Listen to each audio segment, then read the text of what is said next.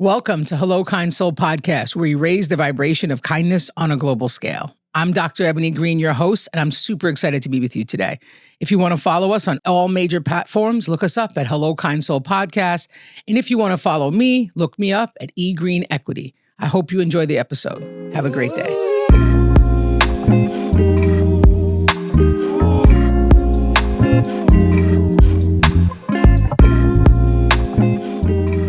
Welcome to Hello Kind Soul Podcast. I am your host, Dr. Ebony Green. I'm glad that you're joining us on this journey where we uplift your spirit one episode at a time. I hope you're having an amazing week, folks. Today, we're going to really talk about this idea of like healing and really understanding that the healing journey is an actual process, right? And it's cyclical, right? I remember like when I kind of really started to lean into healing as a real form of becoming my better self. I naively thought like there's this place I'm going to get to and it's going to be called done, cooked, or finished, and I'm just going to be good, right? And none of that was true, right? And so 2019 is when I really started to lean into my healing journey just to really think about like, how did I end up here? What do I want to do? How do I want to change? How do I want to grow, right? All of that came out of, which I've shared in other podcasts, was like just getting into a world of pain and not really feeling good about much in that moment. And I realized like if I really wanted to change something, I had to start to look at myself and really think about, what within me do I need to really work on, right? And so I started off the journey. And, sometimes when you start something and you start to feel a little bit better, you naively think like, oh, there's this destination I'm going to get to. And the truth of the matter is like, first you have to identify like, where is the pain coming from? It's kind of like when you are sick and your mom, especially when you're little and your mom or your dad or whomever is like, where do you feel it, right? Part of that journey was when I started was thinking about like, where do I feel undone? What do I need to work on? What do I need to fix, right? And it was all the emotions that were just kind of there. And so I started to heal in different ways, right? I started to spend more time in prayer, spend more time trying to meditate. And then for anybody who knows me, like meditation is like, it's almost a curse word because I try to do it, but my head gets really busy and things start flying around. I make lists and I can't focus. And so one of the things that most people say is like, meditation really helps you ground yourself. And it does, right? I think anyone who can do it should do it. I do it, but in very short increments because I struggle with keeping my mind silent enough to kind of observe what's happening in it. But anyway, so, some of the things that I really engaged in when I thought about what healing was is I did do yoga. And that was just something I really enjoyed. And then I spent a lot of time practicing like affirmation work. Like, what are the things that I want to say to myself? What are the ways how do I want to be kind to myself? What does compassion need to look like when I'm dealing with myself? Like all of those things, right? So the reason I say that it's cyclical is because as I started to really implement some things that were really making a difference in my life and helping me really feel good, one of the things I started to do was journal, which became really, really, really powerful. And so I will say for those of you out there who are trying to figure out some strategies to really kind of get closer to yourself is to like when you start to think about like, where does the pain really start? What is driving the pain, right? Sometimes writing out your thoughts in a free-flowing way can be really, really helpful.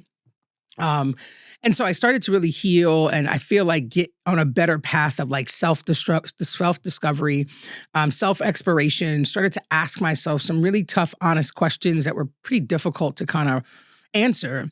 I started to get better. And the one thing that I can remember is that once I started to identify the pain, there are moments in that time period that I would literally say to myself, like, you just have to get to the next hour. And then there are moments where it was like, I just gotta get to the next minute, right? Because when you're in a season of struggle and a season of pain, being really honest with what's required to change, a lot of it has to do with time. The further you get away from a situation that caused a lot of pain, obviously by default, the pain gets further away. And so you start to feel better every single day. And as that was happening in my head, I was like, oh, this is dope. Like I'm about to get there, be good, and just go on my merry way. The thing I will tell you folks that's really important to realize is that when you start to heal, you begin to understand that there's more than one thing undone in you, right? There's more than one situation that could cause pain, has caused pain that you have to start to deal with and kind of process through and figure out. And so you get this false positive, like, I'm good, I'm here, I'm all in, right? And so I remember later in that season, it was about 2020, right before the pandemic, actually. I was traveling somewhere, and I was like, "Oh, I feel so good! Like I'm feeling better. My thoughts are positive. My mindset has shifted. I'm taking care of myself. Yes." And I was traveling to Arizona. And on my way back, I encountered a situation. Now, what I encountered is irrelevant for this conversation, but what I will say in that moment when I encountered it, I got triggered. And I'm not a big fan of the word trigger because right now I feel like everybody in the world gets triggered over millions of things that I get it, but wow. But I was like triggered to my core. Like I could hear the negative self-talk. I could hear all the things that I'd worked really hard to work on, right? My mindset. I could hear myself saying like, you're stupid. Like, why didn't you see that? Why didn't you, like, right? And I went into this full-blown spiral to undone, right? Now, the craziest piece is everyone around me, now I'm in an airport, everyone around me doesn't know that I'm having a meltdown because it's all internally happening. So I'm like sitting somewhere and the inside of me is like shaking and stressed out and tearful and ashamed and sad, right? All of these emotions, which really probably weren't even connected to the situation, just started to show up. And I got really, really frustrated with myself because I had naively thought that this place of healing was like this destination. Like you arrive here, the plane, comes down, you get off, and that you're in this place called healed, right? And when that happened, I didn't have like I'll take you through later, like where I should have gone with it. But in the moment, I just remember feeling completely undone. And I was like, why is this happening to me? I did so much work. I thought I was good and all this stuff. And that's when I started to realize, when I got back on the plane, I got home a few days later, I just started to really think about like what happened. And prior to that moment, I was like feeling super good and positive that like I had really done some work to get to a better place of how I felt about myself. And here was the truth of the matter. I did do that work and it did have an impact and I did grow. But what was also true was that there was a bunch of other buttons and triggers and trauma touch points that I hadn't processed, dealt with, explored, none of it, right? And in that reflection was so clear, like, oh, it's not a destination, it's cyclical. Once you're through this one season of healing and you go through that situation, whatever that situation is that you're starting to heal from, you then will get presented with other parts of you that are not all together. And it doesn't mean that you didn't work hard to become the next better version of you. It doesn't mean that you didn't engage in healing that really helped you get to this space of knowing like, I am feeling more comfortable in my skin now emotionally because I've learned a thing or two about myself. I've forgiven myself for, some of the things I don't really appreciate. I've granted grace to people around me that I thought wronged me. The truth of the matter is there are so many things about us that we're struggling with. And while, you can look at Instagram, it's going to show you the best parts of everybody's life, right?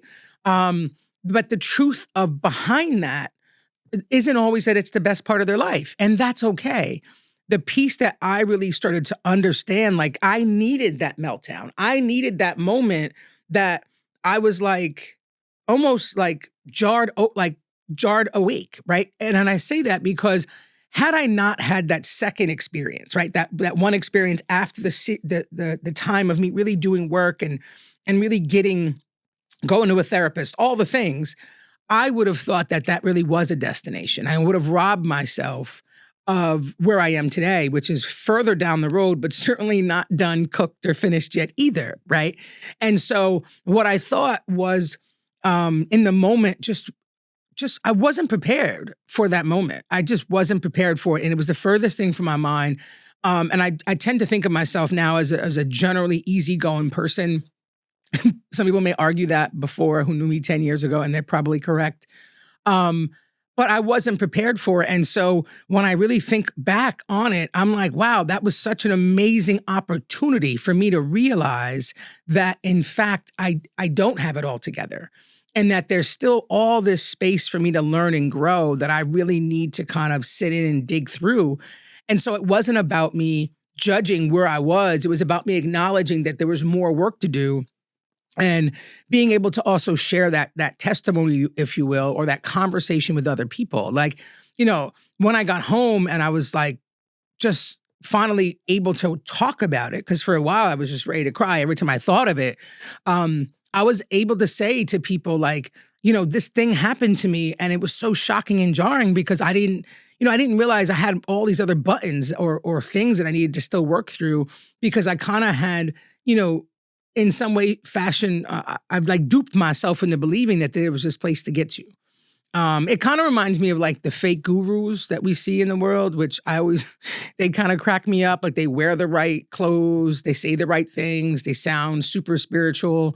And then when you like kind of pull back the curtain, they're none of that. Like, right? Like you think like, oh, you're looking at this and you're like, oh my gosh, like they're so further down the road. They're so evolved, and wow, they're awakened and all this stuff. And what you start to realize when you spend time with them, that they're literally just regular human beings trying to be regular human beings, right? But you've ascribed all these qualities and strengths to them, right? It was similar to that with me. Is that in my head I was like, oh, I got to this place, like, I went through this time and I did all this work, and I, thought that was going to be the fix. Well, guess what? It's not the fix. And so it leads me kind of thinking about the second thing I want to really kind of share is that that when we're thinking about who we have become, there are multiple layers that we have to examine if the goal is really to be better people. And that work typically starts with us and no one else. Now, certainly as you're starting to learn and to grow, you learn different skills and strategies to kind of keep yourself engaged with the process of healing, and you adapt and learn new skills that you wouldn't have learned before. And one of the things that for me, I think I learned, like many, many, many people would share often with me, like, you should, spend some time outside in nature. That'll help ground you and kind of give you a sense of comfort and peace and whatever. And in that moment, prior to the plane incident, when I was in the season of really struggling through and trying to figure out where do I fit, what do I need to do, how am I feeling, why am I in so much pain, I started to really appreciate nature in a way that I had never appreciated before, which sounds a little odd, right? Like I was a person who spent a lot of time outside, but I wasn't a person who spent a lot of time outside in an intentional way, right? And so I remember there were days I would sit outside on my deck and I would just listen to the birds sing for hours. And I would look forward to that. And it's almost like if that would probably be the closest I got to meditation, because that was my way of like, I would focus on them and kind of be in this place of peace and comfort. And so the other thing I think for us to think about is like, so nature is a piece of truly one of the things that I came from that season really appreciating. But the other thing was really thinking about when we say when we say healing, right? I want us to think about the idea of like, what does really healing mean to you? Like when we think of like when someone is ill, it's like, it takes this duration of time. Maybe you take medicine and you get better and now you're healed, right? And so some days I wonder the way we use the terminology healing, like how helpful is that?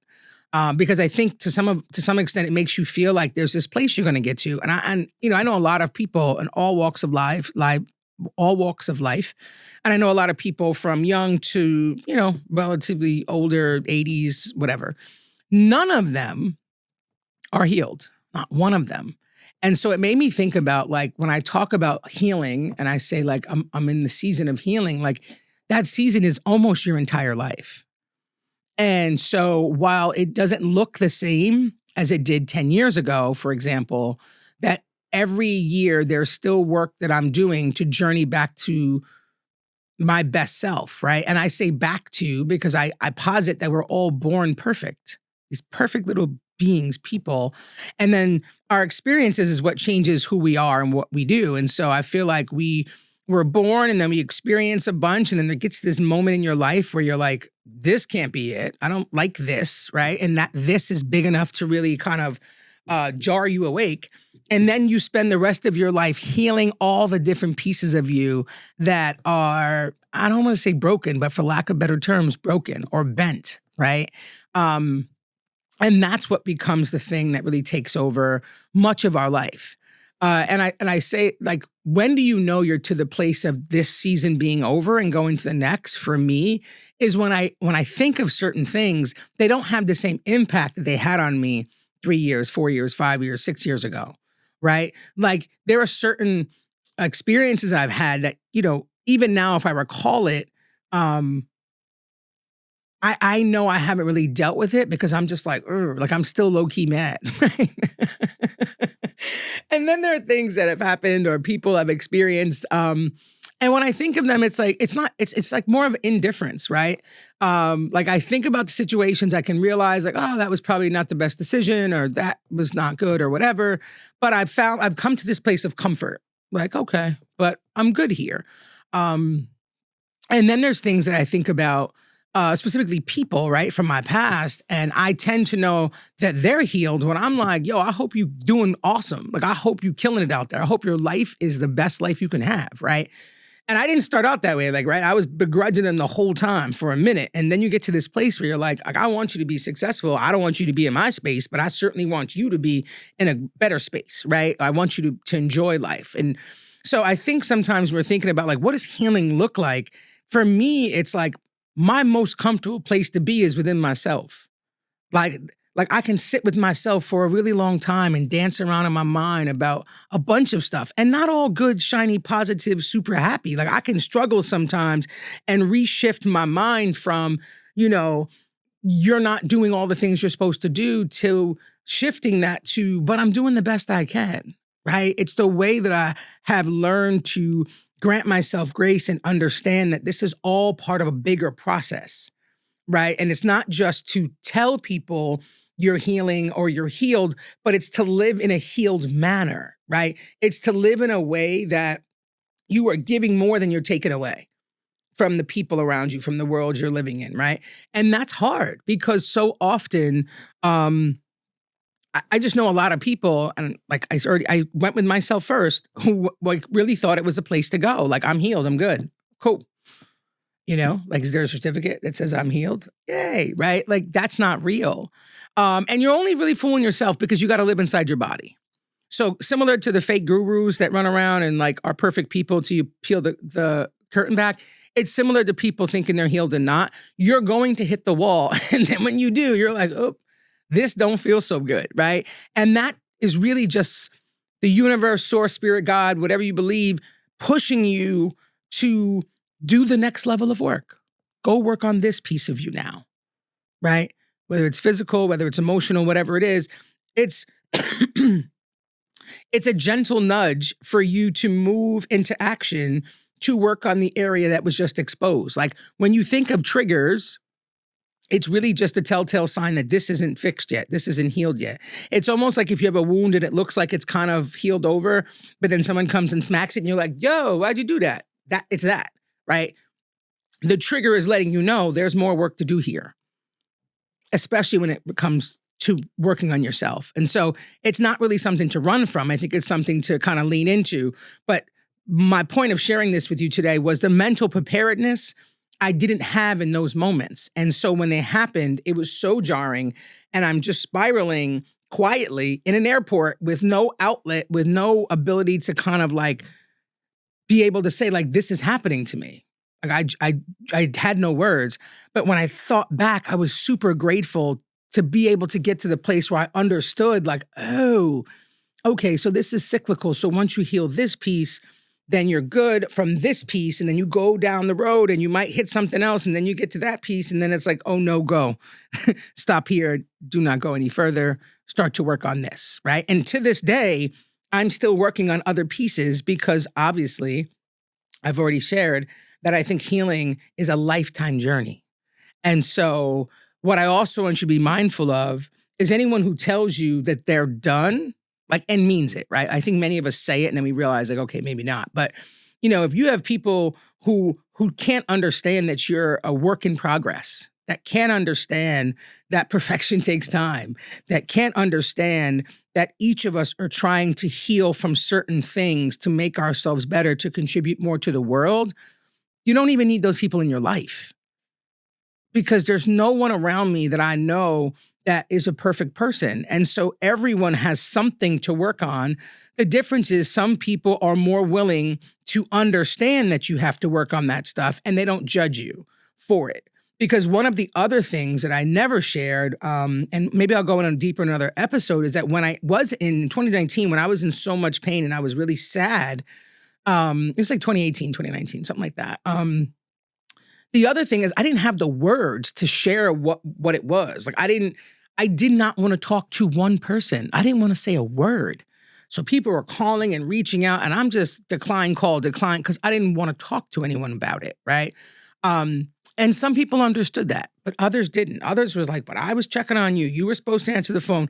There needs to be a granting of grace to people in your community that when they are in a season of struggle, which is the way I just like to frame it, I feel like it sounds better, that you respect how they need you to engage with them without judgment, right? Like you just get like, okay, Eb's going through this thing. She doesn't have the words. I know that she's a good person and usually picks up the calls. I'm just going to send a text to be like, hey, friend, haven't heard from you in a while. I hope you're good. Just know you're on my mind. And if she texts back, cool. If not, I get it, right? So, just to wrap up, folks, just remember, like healing is a cyclical process. There is no destination to get to.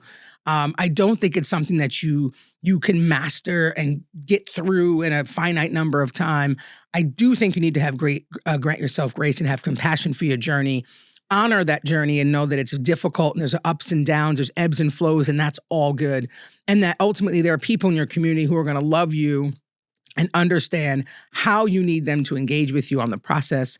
But the most important piece is just not to judge your journey and not to judge the amount of time that you have to devote to the different areas in your life that you need to work on and fix, all right?